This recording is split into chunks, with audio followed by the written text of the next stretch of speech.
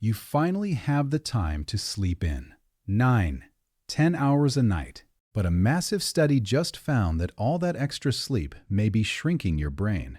On a scan, the difference looks like 12 years of extra aging.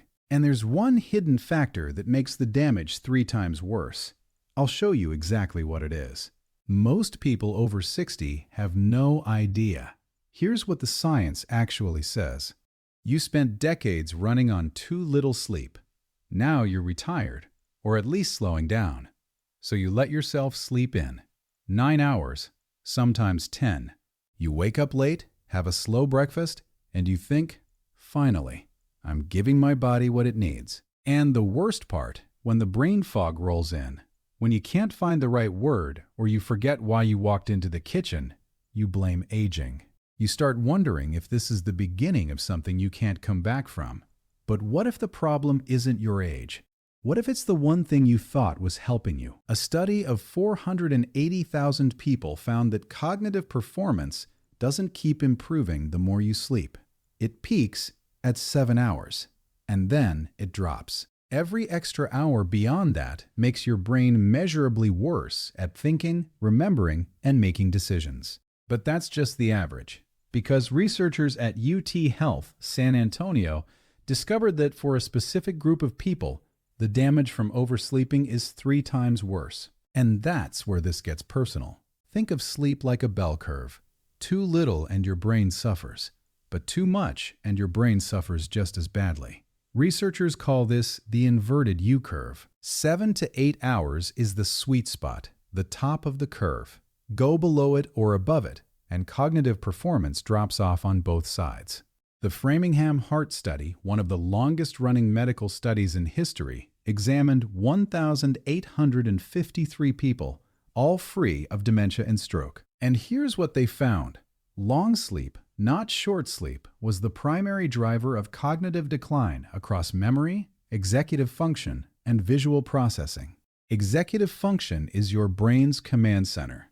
It's what lets you plan your day, make decisions, and hold a thought while you do something else. It's the first thing that gets blurry when you oversleep, and it's the thing people over 60 notice the most. But here's the critical finding. 44% of people who sleep 9 or more hours also have depression, compared to just 23% of normal sleepers. And when the researchers separated the groups, oversleeping combined with depression produced cognitive scores 3 times worse than oversleeping alone. So you understand the science, but understanding it doesn't fix it. So let me give you a 7-step protocol to protect your brain, starting with the one mistake that silently cancels out everything else. I'm going to give you 7 steps. Each one builds on the last. But step 5 is the one I mentioned in the opening, the hidden factor most people never check. Let's start with what you can change tonight. Here's the first thing most people get wrong about sleep after retirement. They stop using an alarm. They let their body decide when to wake up. And that sounds healthy, but it's not. Your circadian rhythm is your body's internal clock.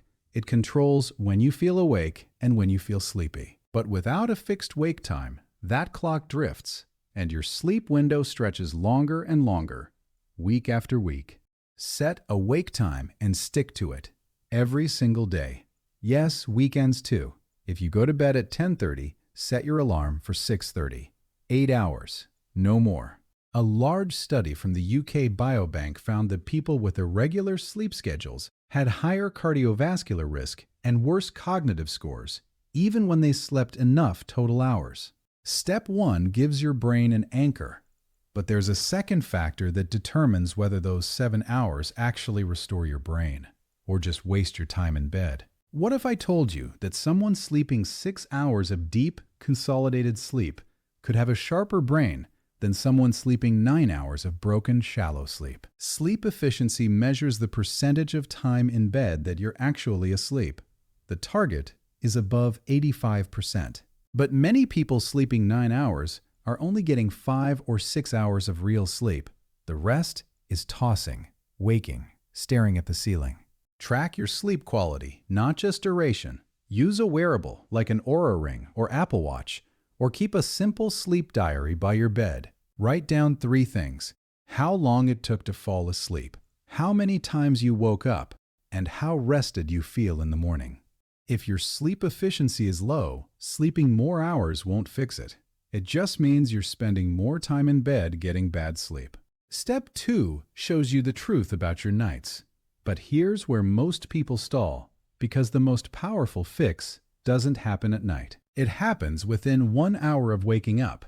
This technique comes from circadian neuroscience, and it costs nothing. Within 1 hour of waking up, get 15 to 20 minutes of bright sunlight, not through a window, outside. Light enters your eyes and hits a cluster of cells in your brain called the suprachiasmatic nucleus. This is your master clock. Morning light tells it daytime has started. That signal cascades through your whole body. It sharpens alertness during the day and promotes deeper, more consolidated sleep at night. Researchers have shown that morning light exposure is especially effective for people with circadian rhythm drift, which is extremely common after 60. It's the simplest way to anchor your sleep window without medication. Morning light fixes the clock. But the next step targets something deeper, the one factor that triples the damage from oversleeping. This sounds like it doesn't belong in a sleep video, but it might be the most important step here. The Framingham Heart Study found that depression makes the cognitive damage from oversleeping 3 times worse. But, and this is the part that surprised even the researchers, when depression was effectively treated, the relationship between sleep duration and cognitive decline completely normalized.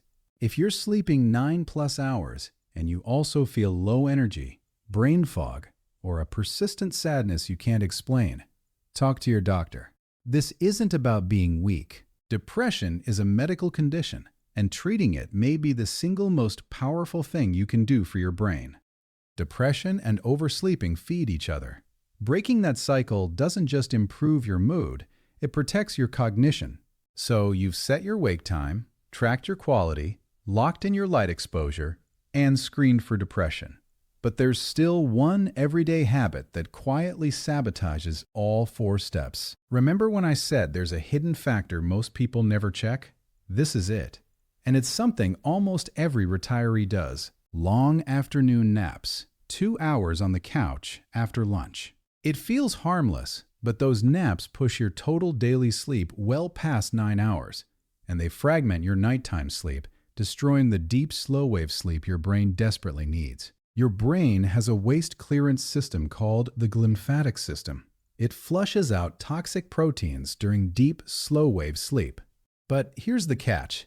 Sleeping more hours doesn't give you more deep sleep.